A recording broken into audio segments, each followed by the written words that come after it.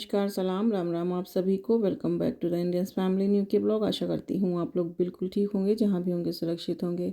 बहुत ढेर सारा प्यार आप सभी को। तो आज मैं आपके साथ अपना वीकेंड शेयर कर रही हूँ। और वीकेंड में आज मैं बेसन का चीला बनाने वाली हूँ ब्रेकफास्ट में। तो यहाँ मैंने बेसन ले लिया है, थोड़ा हींग उसमें डाला है, अजवाइन डाल दिया है, थोड़ा जीरा पाउडर डाल दिया है, थोड़ी सी हल्दी है। आई थिंक मैं एक बार पहले बता चुकी हूँ, अगर नहीं तो फिर से बता दे रही हूँ, हल्दी भी डाला था।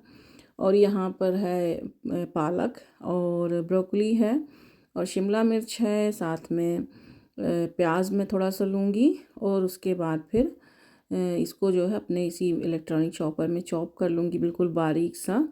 इसमें कोई भी पानी वगैरह मुझे नहीं डालना है, जस्ट ये इसी तरीके से बिल्कुल बारीक हो जाएगा। आप चाहें तो इसका प्योरे भी बना के और उसी से आटा बना सकते हैं। तो इस वजह से मैंने आटे में नहीं डाला, इसको आटा नहीं बनाया क्योंकि मुझे चीला बनाना था। तो यहाँ पे मैंने फिर प्याज ले लिया क्योंकि मिक्सी एकदम से जो चॉपर है मेरा ना वो एकदम भर गया था। तो मैंने फिर ऊपर से प्याज डाला है अलग से। थोड़ा सा प्याज है, हाफ प्याज ले लिया है, बड़े साइज़ का है। और सब सारे वेजिटेबल्स को इसी में डाल, जैसे होता है ना कुछ बच्चे नहीं खाते हैं सब्जियों को अलग से, या इस तरीके से ग्रीन वेजिटेबल्स नहीं खाते, तो उनके लिए ये बेस्ट ऑप्शन होता है। आप इसको जो है आटे के जैसा बना लीजिए, पराठा बना दीजिए, रोटी बना दीजिए, पूरी बना दीजिए और चीला बना लीजिए, घोल बनाइए तो चीला बन जाएगा। तो ऐसे बच्चे आसानी से खा लेते हैं। रामकृष्ण को भी ये बचपन से ही खिलाती हूँ, जब से वो खाना खाना शुरू किए हैं। जो भी मैं कभी अलग नहीं बनाई हूँ कभी किसी के लिए, जो सब खाते हैं वो भी खाते हैं। तो यहाँ पर मैंने पानी ले लिया है और उसी मिक्सी में, जो चॉपर था मेरा, मिक्सी बार बार निकल रहा है मुंह से, उसी में पानी ले लिया, थोड़ा थोड़ा करके इसमें पानी मिलाया है। और जितना मुझे ज़रूरत है, बिल्कुल जैसे आपका वो होता है डोसा का बैटर होता है वो पतला होता है, ये चीला का बनाना है थोड़ा उससे गाढ़ा रहेगा। क्योंकि इसमें नमक वगैरह भी पड़ा है, नमक पड़ा है साथ में। तो जब पालक और जो कुछ वेजिटेबल्स ऐसे होते हैं जो नमक के कांटेक्ट में आके वाटर रिलीज़ करते हैं, तो उसको भी ध्यान में रखना है।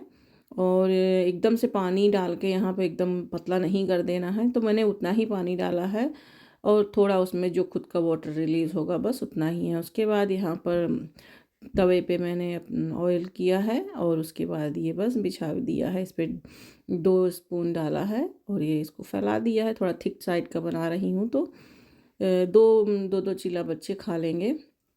और सब ने खाया था इसको, किसी ने ये नहीं कहा कि ये वेजिटेबल नहीं खाना, वो वेजिटेबल नहीं खाना।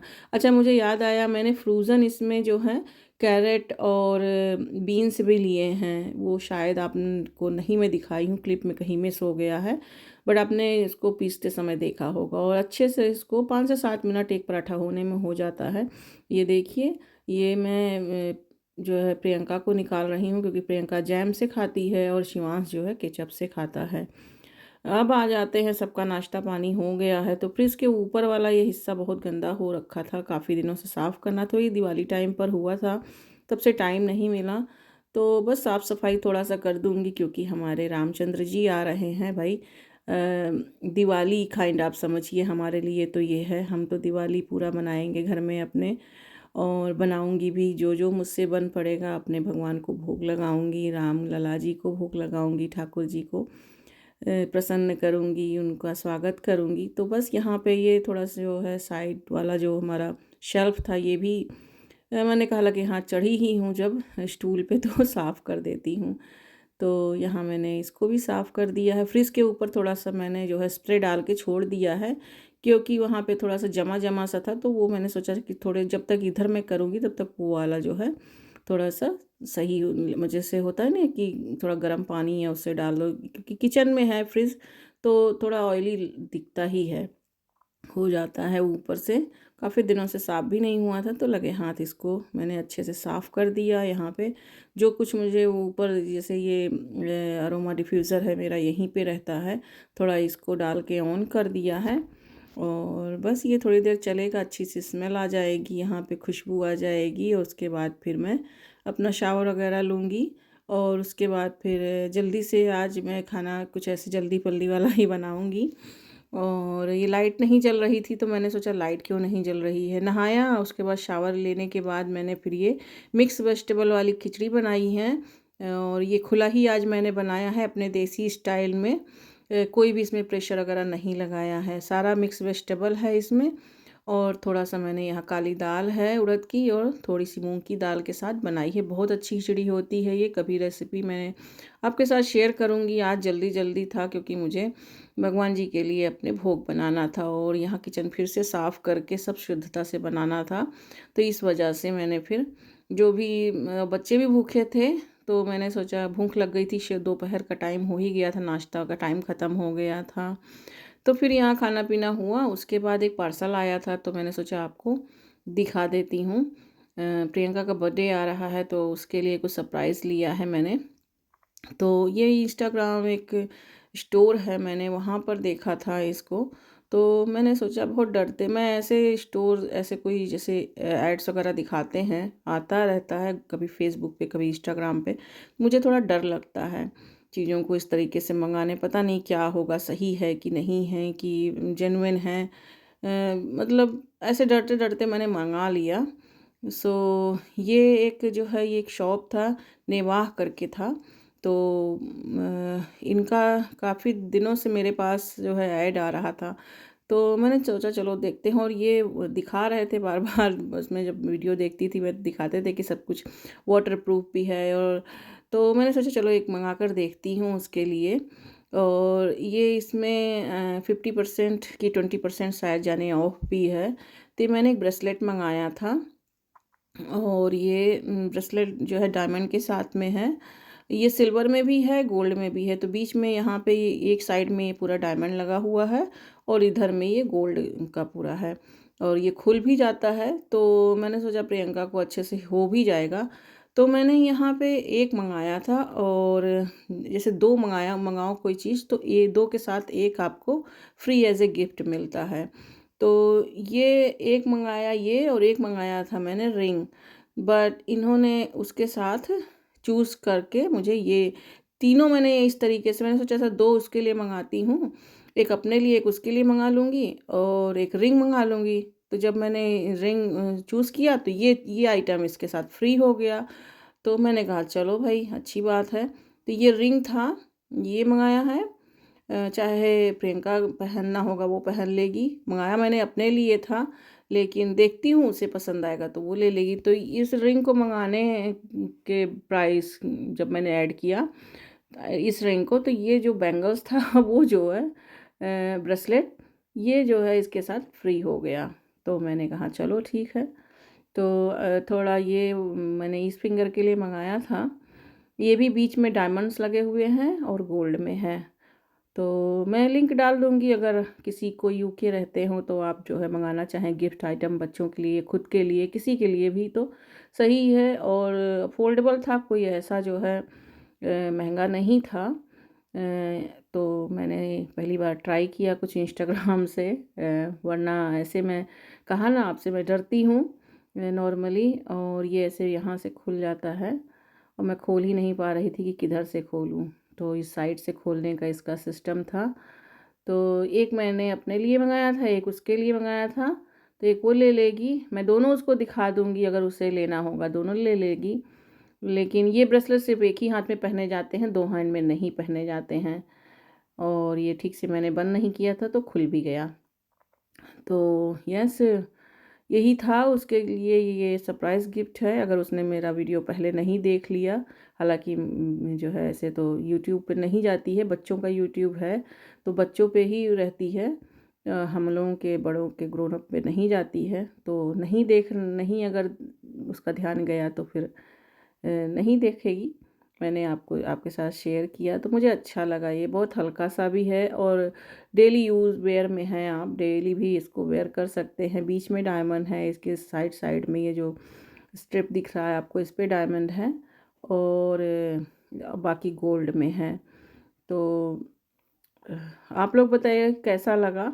मैंने पहली बार उसके लिए इस तरीके से ब्रेसलेट वाली गिफ्ट कुछ लिए हैं, अभी पहले उसको नहीं कभी दिया। वैसे तो चूड़ियाँ ही उसने पहनी हैं त्योहार टाइम पर, क्योंकि इसके पहले स्कूल जाती थी, कोई ज्वेलरी वगैरह अलाउ नहीं था। अब वो सेकेंडरी में गई है, अब वो स्टड वाले जो है ईयर रिंग पहन सकती है, फिंगर में एक आध रिंग पहन सकती है प्लेन टाइप की।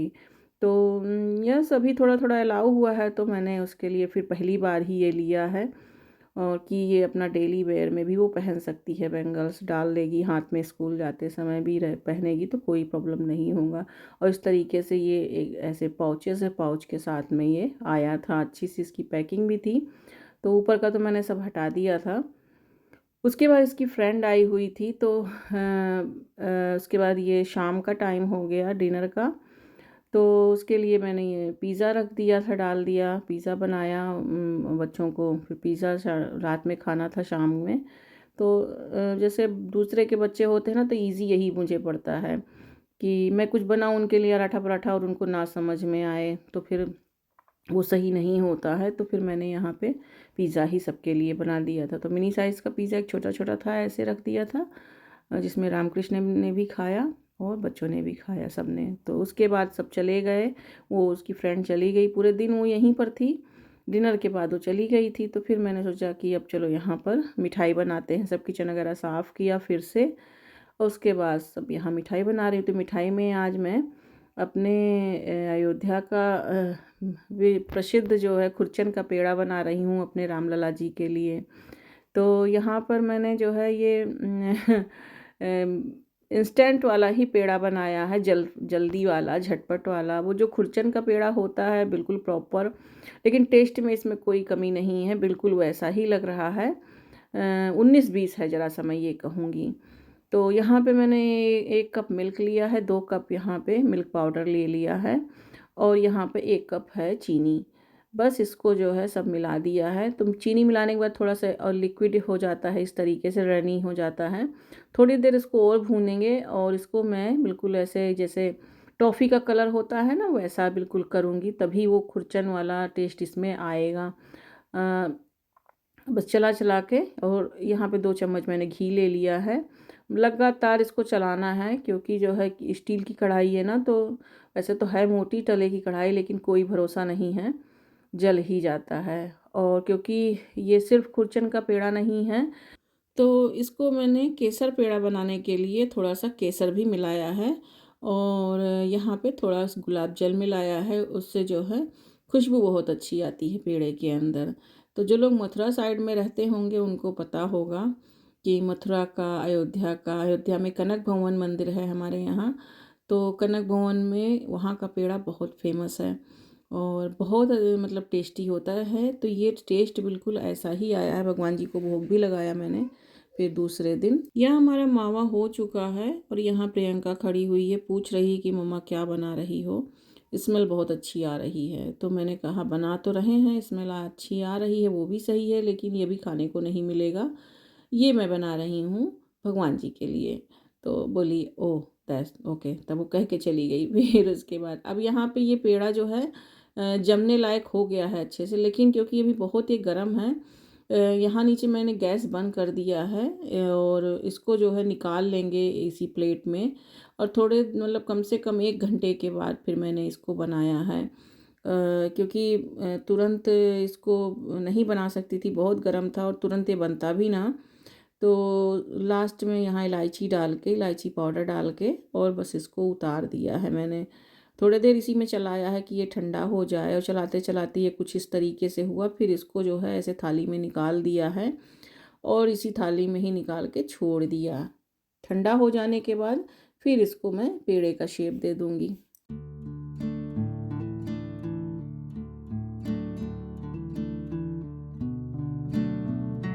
अब यहाँ अच्छे से ठंडा हो चुका है, और हल्का सा मैंने हाथ में घी लगाया है, और घी लगाने के बाद इस तरीके से ऐसे इसको रोल गोल गोल ऐसे बना के राउंड राउंड में। और ये जो जिसमें अदरक कूटती हूँ ना, उसी का पीछे का हिस्सा है, उसी से मैंने इसको दबा दिया। अगर आपके पास कुकीज़ कटर वगैरह हो तो आप उससे भी बना सकते हैं, मेरे पास नहीं है, मुझे इसे ऐसे ही बनाने में सीधा पड़ता है। ऐसे बना बना के मैंने, और बस इसी से दबा दिया, बिल्कुल हो गया ना पेड़े का आकार। और पीछे का जो हिस्सा होता है उसी से इस तरीके से दबा के, और सारा पेड़ा मैंने बना लिया है।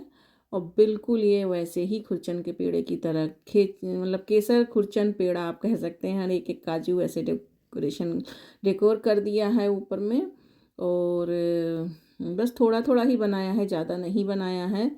और उसके बाद फिर दूसरा मिठाई यहाँ मैंने बनाया है लड्डू, क्योंकि लड्डू और पेड़ा, हनुमानगढ़ी पर लड्डू प्रसिद्ध है हनुमानगढ़ी की हमारे यहाँ।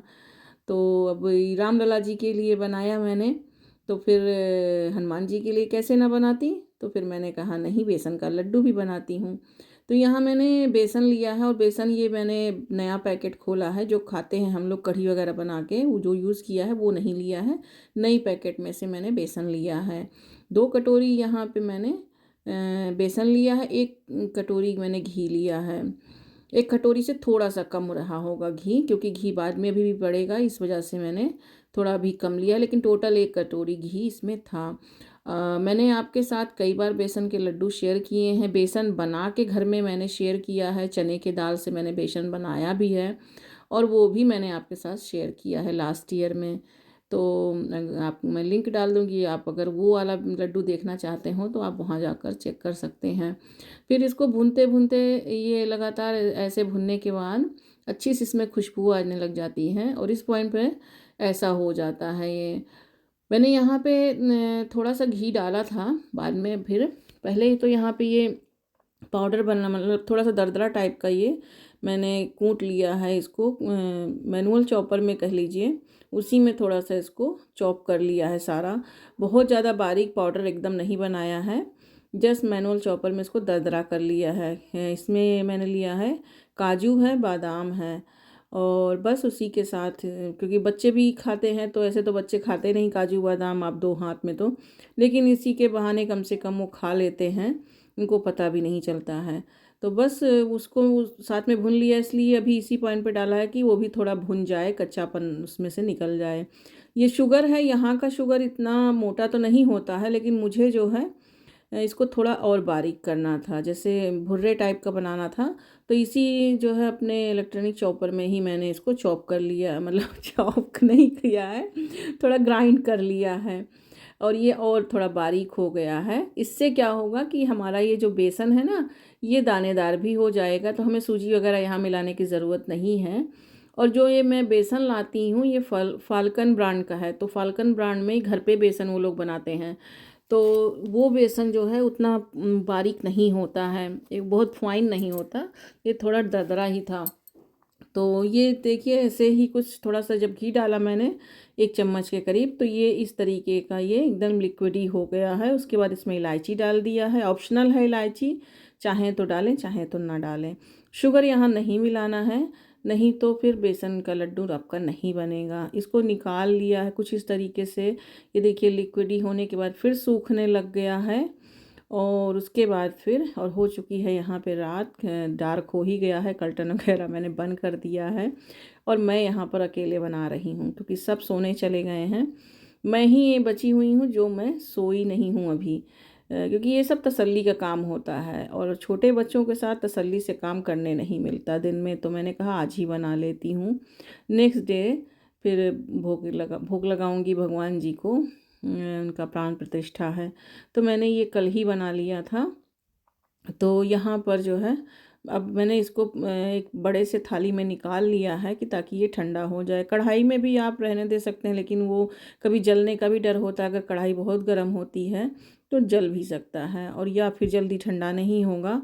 तो ये देखिए कढ़ाई बिल्कुल साफ़ है, कहीं कुछ नहीं नीचे से जला है, और बहुत अच्छी खुशबू आ रही है बेसन से, जो भुनने वाली खुशबू होती है ना बेसन का, उस मुझे भुन जाता है ना, तो बहुत अच्छी खुशबू आती है।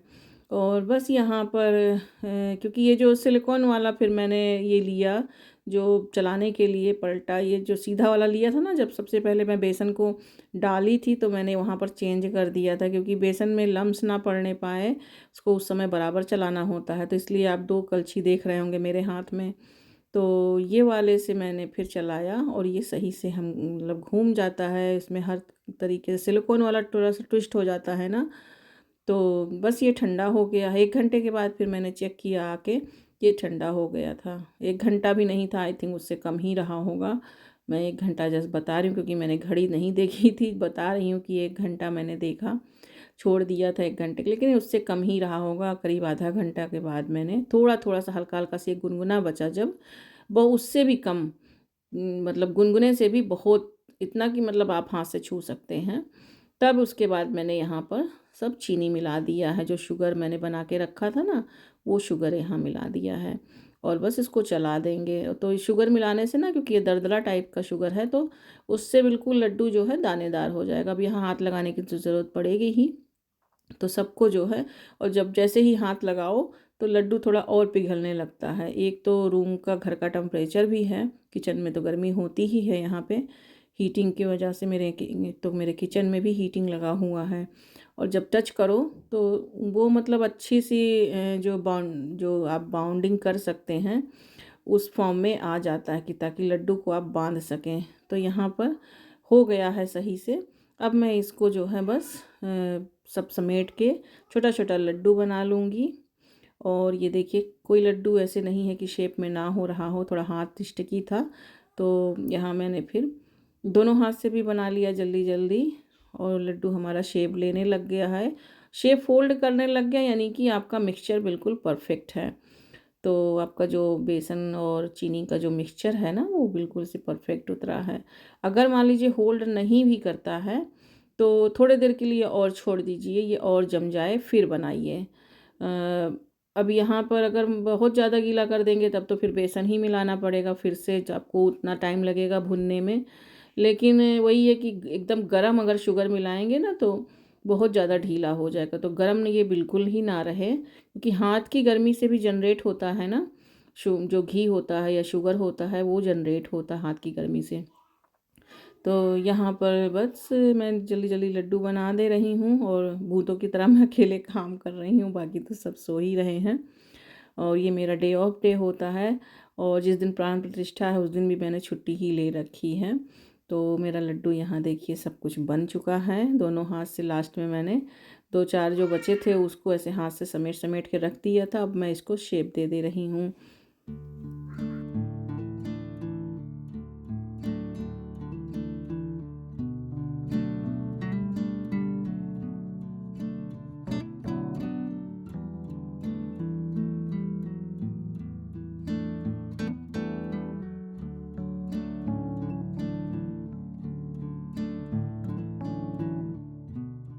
उसके बाद यहाँ हो गया है लड्डू, और ऊपर से मैंने गार्निश कर दिया है थोड़ा सा पिस्ते से लेके उसको पिस्ते को जो है बिल्कुल पतला पतला सा यहाँ बारीक काट लिया है। ये बिल्कुल ऑप्शनल है, अगर आप चाहें तो करें चाहे ना करें। काजू बादाम पिस्ता कुछ भी लगा सकते हैं, चाहे एज इट इज़ रहने दें ऐसे ही।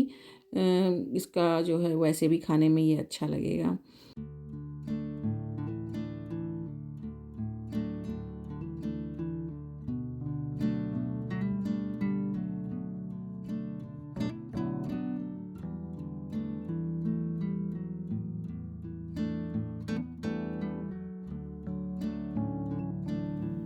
तो ये देखिए, मैं तोड़ के भी एक दिखा दे रही हूँ कि इसका अंदर से कितना टेक्सचर अच्छा आया है, दानेदार हुआ है। और ये देखिए, ये आप देख सकते हैं कि मैंने कोई सूजी वगैरह नहीं मिलाया है।